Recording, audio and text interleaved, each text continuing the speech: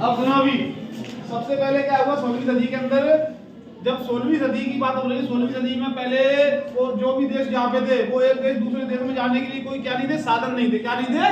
साधन। जो देश जहाँ पे था वहीं पे पूरी दुनिया को उतनी बड़ी मानता था। कितनी बड़ी दुनिया थी? जहाँ पे जैसे सपोज करो कि भारत के चारों तरफ समुद्र है, तो समुद्र के आगे कब जाने के लिए कोई रास्ते ही नहीं थे और इतने साधन नहीं थे कि समुद्र के आगे जाके देखें कि कोई और भी देश हो सकते हैं। ऐसे ही जितने पश्चिमी देश हैं, तो पश्चिमी देशों में पहले जाने के कोई साधन नहीं हुआ करते थे। सबसे पहले वास्को डी गामा भारत में आया, केरल के कालीगढ़ में पहुंचा, तो उसने किसको ढूंढ लिया था? किसको ढूंढा उसने? एशिया को। एशिया में किसको ढूंढा? भारत को। किसको ढूंढा? भारत को। जब उसने भारत को ढूंढ लिया तो कोलंबस नाम का एक व्यक्ति था जो कि किसको ढूंढने के लिए निकला था? भारत को। वो भी किसको ढूंढने के लिए निकला? भारत को। और भारत को उसने क्यों ढूंढा जा रहा था? क्योंकि भारत से जो भी मसाले जाते थे वो कहां तक जाते थे? इराक तक। कहां तक जाते थे? इराक तक। क्योंकि ये तो पूरा जमीनी मार्ग था एशिया का, तो वहां तक मसाले जाते थे और भारत के मसाले बहुत ज्यादा प्रसिद्ध थे। तो इसलिए कोलंबस भी कहां पे आया? भारत में ढूंढने के लिए। जब कोलंबस भारत में आया तो भारत में पहुंच के कहां पे पहुंच गया? कोलंबिया। कहां पे? आजकल कोलंबिया अमेरिका। कहां पे पहुंच गया? अमेरिका। और वहां पे उसने नाम रख दिया उसका रेड इंडियंस। क्या रख दिया? Red Indians. आज भी वो रेड इंडियन के नाम से जाने जाते हैं। तो 1600 ईस्वी में क्या हुआ? जितने भी देश थे वो सभी देश एक दूसरे में क्या करना शुरू कर दिया? उन्होंने पानी के जहाजों से दूसरों को ढूंढना शुरू कर दिया। तो जब वो पहले कहां पे थे? छोटे से देश में रह रहे थे। जब उन्होंने कई देश खोज लिए, एक देश दूसरे देश, और कुछ देश ऐसे थे जहां पे जमीन बिल्कुल खाली पड़ी हुई थी, तो उनकी इतनी स्पर्धा बढ़ गई कि सभी ने जमीनों पे कब्जा करना शुरू कर दिया। जब जमीनों पे कब्जा करना शुरू कर दिया तो दुनिया क्या लगने लगी? छोटी, सिकुड़ने लगी। क्यों सिकुड़ने लगी? जो जमीनें पहले खाली थी, जो देश सब अकेले ही रहते थे, उन देशों में दूसरे देशों का भी आना शुरू हो गया। जैसे उदाहरण के लिए उसी समय आपने जो भारत में ईस्ट इंडिया कंपनी कब से आना शुरू हुई? भारत में ईस्ट इंडिया कंपनी कब से आई? 1600 ईस्वी में। कब आई? 1600 ईस्वी में। किस लिए आई थी? व्यापार के लिए। किस लिए आई थी? व्यापार के लिए। कौन से देश से आई थी? ईस्ट इंडिया, इंग्लैंड से आई थी। जब इंग्लैंड से आई थी तो इंग्लैंड से कौन से मार्ग से आई थी? वो कौन से मार्ग से आई थी? पानी के मार्ग से आई थी। तो पानी के मार्ग से आई थी, लेकिन 1600 से पहले क्यों नहीं आ गई? क्योंकि 1600 से पहले उन्हें यही मालूम ही नहीं था कि भारत कहाँ पे है। 1600 ईस्वी से पहले उन्हें ये नहीं मालूम था कि भारत है कहाँ पे। तो उन्हें जब मालूम पड़ा, कब मालूम पड़ा उन्हें? जब यहाँ पे पुर्तगाली आके रहने लगे। पुर्तगालियों ने आके व्यापार शुरू कर दिया, फिर उनके साथ में ईस्ट इंडिया कंपनी भी आ गई। पुर्तगालियों ने व्यापार कहाँ पे शुरू किया? आज का जो गोवा है, गोवा में शुरू कर दिया। और ईस्ट इंडिया कंपनी ने पहली फैक्ट्री कहाँ पे लगा ली? सूरत में लगा ली। तो इसलिए सभी देश एक दूसरे के साथ क्या करने लगे? व्यापार करने लगे, दूसरे की जमीनें हड़पने लगे। तो क्या हो गया? क्वेश्चन क्या हुआ? 16वीं सदी में जब यूरोपीय जहाजियों ने एशिया के समुद्री मार्ग ढूंढ लिया और वे पश्चिमी सागर पार करते हुए अमेरिका तक जा पहुंचे, तो पूर्व आधुनिक विश्व बहुत छोटा सा दिखाई देने लगा। अपनी खोज पहले लाखों साल से अमेरिका या दुनिया में कोई भी संपर्क नहीं था, लेकिन 16वीं सदी में उसकी विशाल भूमि और बेहिसाब फसलें व खनिज पदार्थ हर दिशा में जीवन का रंग रूप बदलने लगे। तो 1600 ईस्वी में ऐसे बहुत सारी जमीनें थी जिनका कोई कभी गया ही नहीं था, उनको उन्होंने देखा, वहां पे बहुत सारी फसलें हो रही थी। तो इससे क्या हो गया? एक दूसरे में व्यापार बढ़ने लगा। तो ये क्वेश्चन समझ में आया? किसके समझ में नहीं आया अभी? हाँ, क्या समझ में नहीं आया बताओ? हाँ, सुगड़ने का मतलब राहुल कह रहा है कि जैसे दुनिया मतलब जो आंसर निकल रहा है वो तो ये कह रहा है कि दुनिया बढ़ने लगी। आंसर जब भाई हमने एक जगह से भारत से मान लो कि अमेरिका की खोज कर ली, भारत की खोज कर ली और देशों की खोज कर ली, तो बढ़ने लगी ना, ज्यादा होगी दुनिया। लेकिन उसका उल्टा है। सुगड़ने का मतलब ये नहीं हुआ कि जमीन कम हो गई। सुगड़ने का मतलब ये नहीं हुआ कि पूरी पृथ्वी की जमीन कम होने लगी। क्या होने लगी? जो भी जगह थी वो सभी जगह बढ़ने लगी। तब उसके आगे कहां जाओगे? मान लेते हैं जी कमरा 10 बाई 10 का है, तो ये 10 बाई 10 का है। अब इसमें अभी बच्चे बैठे हैं 10। कितने बच्चे बैठे हैं? 10। अभी बच्चे आ जाए 50, तो 50 बच्चों के लिए क्या पड़ जाएगा? कम पड़ेगा। 10 के लिए क्या है? ज्यादा है। तो अभी जब ज्यादा जनसंख्या आ गई, एक देश दूसरे देश में जाएगा तो वहां पे क्या होगा? ज्यादा हो गए, तो वो जगह क्या होगी? कम पड़ने लगेगी। तो इसी को क्या कहेंगे? बात समझ में आ गई? अगला क्वेश्चन है प्रथम विश्व युद्ध को औद्योगिक युग क्यों कहा गया? प्रथम विश्व युद्ध को औद्योगिक युग क्यों कहा गया? अभी तक कितने युद्ध हुए हैं वर्ल्ड वॉर? कितने हुए हैं? प्रथम विश्व युद्ध और द्वितीय विश्व युद्ध। प्रथम विश्व युद्ध कब शुरू हुआ?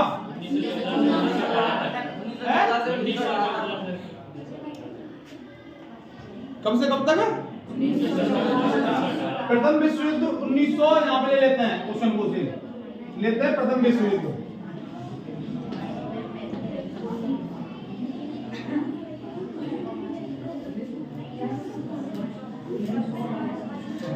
अब देखो प्रथम विश्व युद्ध में क्या हुआ था? स्टार्ट कब हुआ? 1914 में। स्टार्ट कब हुआ? 1914 में। अब जब ये स्टार्ट हुआ तो स्टार्ट होने का इसका मुख्य कारण क्या था? ऑस्ट्रिया और हंगरी दो देश हैं, ऑस्ट्रिया और हंगरी। तो ऑस्ट्रिया का जो राजकुमार था, पहले राजा हुआ करते थे, तो ऑस्ट्रिया का जो राजकुमार था उनके राजकुमार की हत्या कर दी गई। क्या कर दी गई? हत्या। आरोप लगा हंगरी के ऊपर। किसके ऊपर लगा? हंगरी के ऊपर। तो इस दिन का इतना तनाव बढ़ गया कि दुनिया दो खेमों में बट गई। कितने में बट गई? दो खेमों में। अब दो में बट गई तो क्या हो गया? युद्ध शुरू हो गया। इस युद्ध में सिर्फ अमेरिका ने कोई प्रथम विश्व युद्ध में भाग नहीं लिया। किसने? अमेरिका ने क्या नहीं लिया? भाग नहीं लिया। अब जो भी हारता था उसे अमेरिका क्या कर देता था? अमेरिका बोलता ले जा भाई मेरे साथ, चल ले जा, कितना चाहिए? तो अपने टैंक हथियार सबको बिक्री करने लगा, गोला बारूद। और इसका कारण क्या हुआ? विश्व में सबसे पैसे वाला कौन सा देश बन गया? हथियार बिक्री कर करके क्या बन गया? पैसे वाला बन गया। अब इसीलिए इसे कहा है कि प्रथम विश्व युद्ध को औद्योगिक युद्ध क्यों माना गया? तो यह पहला आधुनिक औद्योगिक युग था। इस युद्ध में मशीनों, जितने भी मशीन गन थे, मशीन गनों, टैंकों, हवाई जहाजों और रासायनिक हथियारों का व्यापक पैमाने पर प्रयोग किया गया। ये सभी चीजें आधुनिक विशाल उद्योग की देन थी। इस युद्ध में मौत और विनाश की जैसी विभीषिका रची उसकी औद्योगिक युग में पहले कभी भी नहीं देखा गया। तो क्या समझ में आया? चल बता मत, आंसर बताया। उसमें कुछ मत देखो, तो ऐसे ही तुम अपना आंसर बताओ।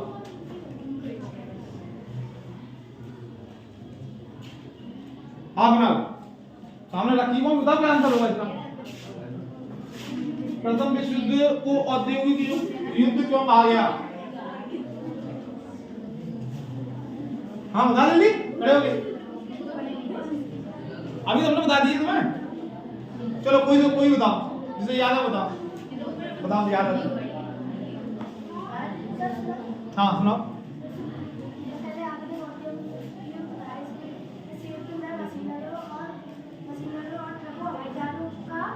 हाँ व्यापक पैमानों पर। हाँ हाँ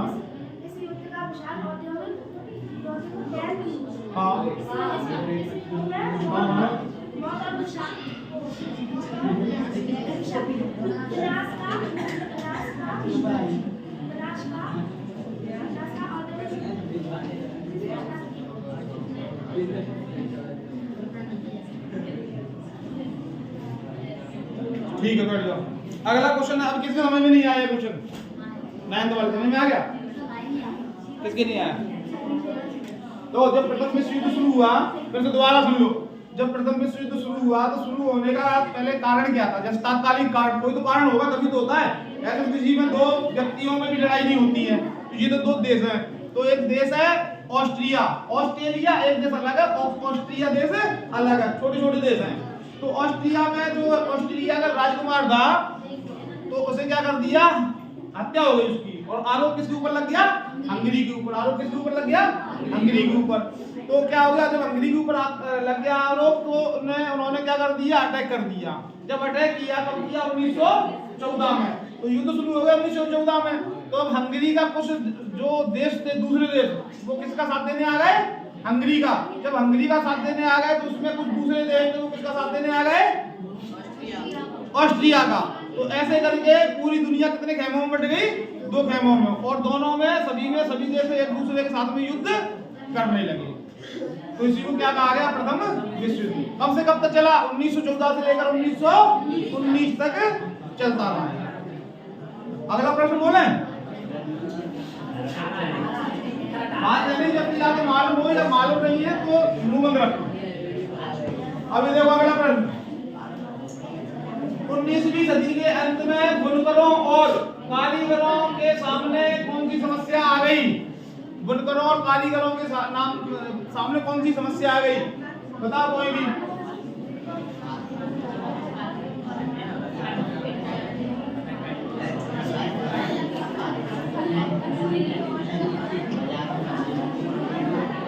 अब देखो इधर, 19वीं सदी में क्या हुआ कि सबसे पहले जब जो काम हुआ करते थे हाथों से, कढ़ाई वढ़ाई किससे होती थी?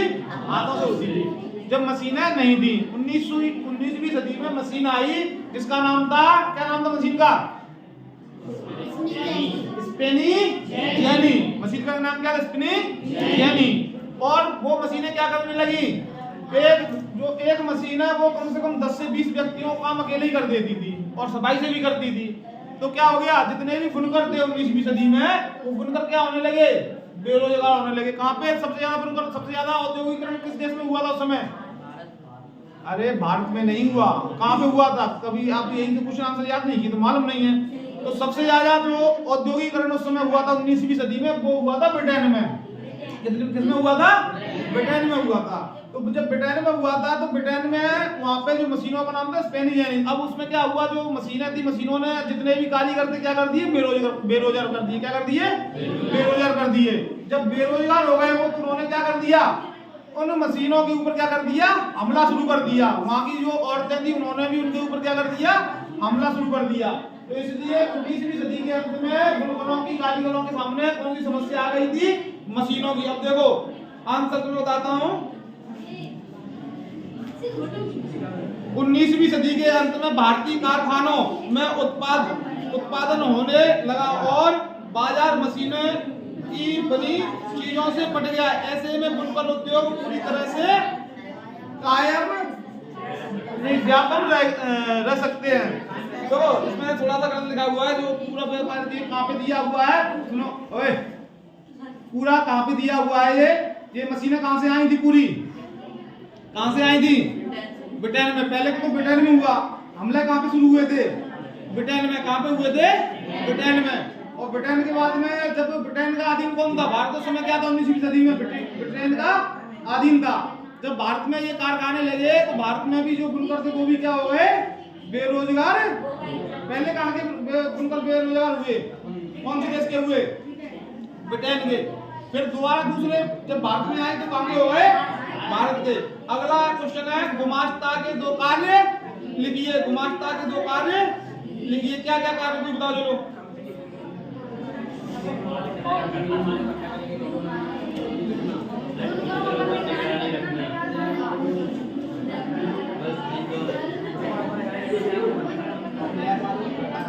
अगला आता प्रश्न आपका गुमास्ता।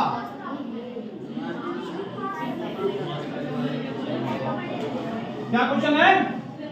गुमास्ता। ये बकरी आता है गुमास्ता। ये बोर्ड में ये मान लो कि 100% आता है। गुमास्ता के कार्य। गुमास्ता किसे कहते थे पहले ये बताओ? गुमास्ता कहते किसे थे? हाँ, गुमास्ता कौन थे? बुनकर कौन थे? जो आप तो बुनकर है, बुनकर कौन थे? बुनकर किसे कहा हुआ? बुनकर जो बुनाई करते थे, जो कपड़ों की बुनाई करते थे, क्या कहलाते थे? बुनकर कहलाते थे। अब ये गुमास्ता कौन है? हाँ, वे व्यक्ति जो कि अंग्रेजों के द्वारा नियुक्त किए गए थे। किसके द्वारा नियुक्त किए गए थे? अंग्रेजों के द्वारा नियुक्त किए गए थे। और बुनकरों को क्या करते थे? बुनकरों के ऊपर निगरानी रखते थे कि बुनकर जो भी माल बनाएगा उस माल को किसको बेचेगा? उसी गुमास्ता को बेचेगा जिसको सरकार ने इसके ऊपर नियुक्त किया गया, जिन बुनकरों के ऊपर नियुक्त किया गया। तो पहला कार्य क्या था? गुमास्ता को पहला कार्य क्या था? पहला कार्य था बुनकरों के ऊपर निगरानी रखना और उनका बने हुए माल को कहीं से वापस लेना। ये बुनकरों को उसका गुमास्ता का काम था पहला। दूसरा काम क्या था?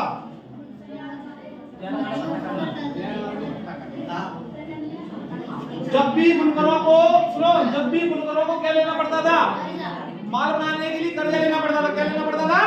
कर्जा लेना पड़ता था। उस कर्जे को लेने के बाद में गुमास्ता क्या करते थे, कर्जा बड़े आसानी से दे देते थे बुनकरों को, फिर उस कर्जे के जाल में फंसा के उनका पूरा माल उसी कर्जे के ब्याज में या फिर उसी कर्जे के आधार पर अपने पास में लिया करते थे। जो ऐसा नहीं करता था उसे कठोर दंड दिया जाता था। तो ये दो कार्य किसके थे, गुमास्ता के।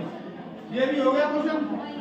अगर मुद्रण संस्कृति में फ्रांसीसी क्रांति के किस प्रकार प्रभावित, मुद्रण समझ में नहीं आया पूछ लेना।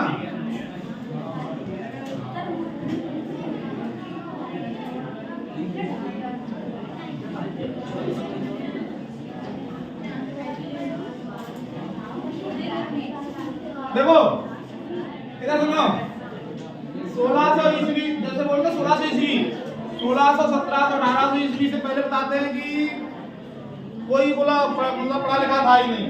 लेकिन भारत में ऐसा नहीं, भारत में 600 ईस्वी पूर्व की बात करो, 600 तक भी नालंदा विश्वविद्यालय जैसे विश्वविद्यालय हुआ करते थे भारत में। ये आवाज नहीं तो जब हुआ करते थे, लेकिन जब ये मुद्रण संस्कृति आई, पहले किसके ऊपर लिखाई होती थी? अभी जब पेन कॉपी पे लिखते हो तो पहले किस पे लिखते थे? सबसे पहले बहुत अच्छे से लिखवाया पहले भी, काम था काट के बने और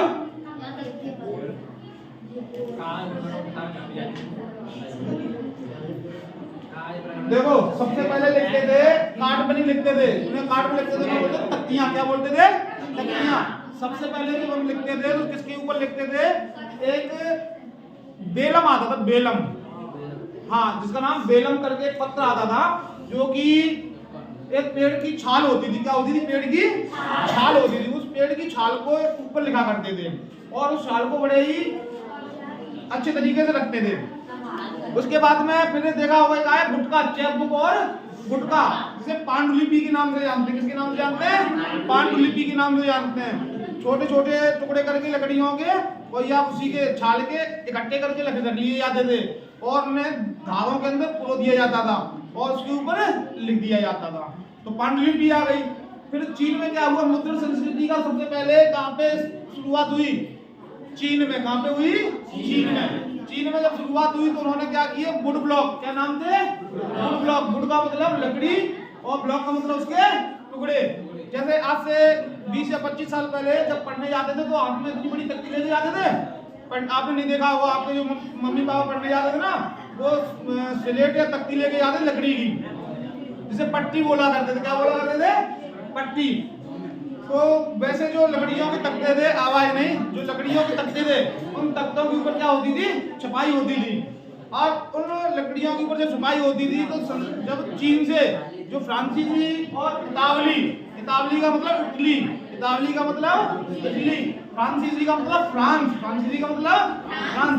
तो यहाँ के व्यक्ति जब यहाँ पे आए, उन्होंने काफी जो सीखा मुद्रण के बारे में और लाखों तख्तियां अपने साथ लेके गए, लाखों तख्तियां अपने साथ में ले गए।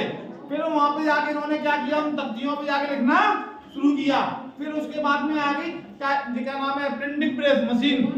लोहे के एक स्लेट होती थी, लोहे की स्लेट पे एक बार लिख दिया, लिखने के बाद में फिर क्या करते थे? उसे बार बार प्रिंट करके निकाला करते थे। ये जो आई मुद्रण संस्कृति, तो ये आई थी 1900 ईस्वी में। कब आई थी? 1900 ईस्वी में। और इससे पहले जो आती थी, जो वुड ब्लॉक पे और पांडुलिपि को उससे पहले लिखा करते थे, वो छपाई कठिन थी। और जब ये मशीनें आ गई, मशीनें आने के बाद छपाई क्या हो गई? आसान हो गई। जब छपाई आसान हो गई तो सबसे पहले क्या हुआ? इसमें छपाई के कारण ज्ञानोदय के चिंतकों के विचारों का प्रसार हुआ। जो भी ज्ञान देते थे, जिनके विचार थे, वो क्या हुआ? एक जगह से दूसरी जगह जाना आसान हो गए। आवाज नहीं। नंबर 2, छपाई के बाद विवाद की, संवाद की नई संस्कृति को जन्म मिला। जब छपाई होने लगी, जैसे एक उदाहरण के लिए, जैसे मैं अभी यहाँ पे बोल रहा हूँ, तो बोलते समय हो सकता है कि कुछ यहाँ की बाकी बातें आ सकती हैं, लेकिन जब आप आंसर लिखोगे तो आंसर में बिल्कुल स्पष्ट लिखोगे, कोई इधर उधर की बात नहीं लिख सकते हो ना। तो जब छपाई हुई तो छपाई के बाद में विवाद, जितने विवाद थे और संवाद थे, उनकी नई संस्कृति को जन्म मिला। तीसरा था 1780 के दशक तक राजशाही और उसकी नैतिकता का मजाक उड़ाने वाले साहित्य का ढेर लग चुका था। 1970 तक जब 1980 के 1780 के पहले जब राजशाही चला करती थी तो राजशाही में राजाओं के गुणगान लिखे रहते थे। पहले राज दरबारी कवि हुआ करते थे, तो उनको सबका कहाँ पे उसके अंदर जब छपाई होने लगी तो उनके भी क्या आने लगे, जो भी उनके लिखे हुए विचार थे, उनके लिखी हुई किताबें थी, वो सभी के सामने आने लगी। अगला प्रश्न तो समझ में आ गया। मुद्रण संस्कृति, मुद्रण का मतलब है लिखना। मुद्रण का मतलब क्या है? लिखना। छपाई, छपाई करना। मुद्रण का मतलब यहाँ पे छपाई। और संस्कृति किसकी? छपाई की संस्कृति। अगला प्रश्न है, राष्ट्रवादी समाचार पत्रों के दमन में वर्नाक्यूलर प्रेस एक्ट की भूमिका को समझाइए।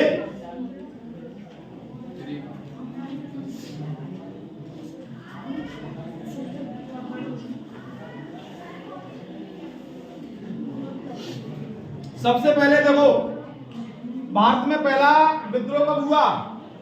यहाँ पे क्या आ रहा है? दमन। क्या आ रहा है? किसके खिलाफ दमन हुआ था? राष्ट्रवादी, जो राष्ट्रवादी समाचार पत्र थे उनके खिलाफ। अब राष्ट्रवादी जो राष्ट्र के लिए, देश के लिए समाचार लिखते थे, उनके खिलाफ क्या शुरू हुआ? दमन शुरू हुआ। तो सबसे पहले क्रांति भारत में कब हुई? पहली क्रांति कब हुई? 1857 में। कब हुई? 1857 में जब पहली क्रांति हुई, तो क्रांति के बाद में क्या हुआ? 1857 में क्रांति किसने शुरू की थी? मंगल पांडे नाम का एक सैनिक थे। मंगल पांडे नाम के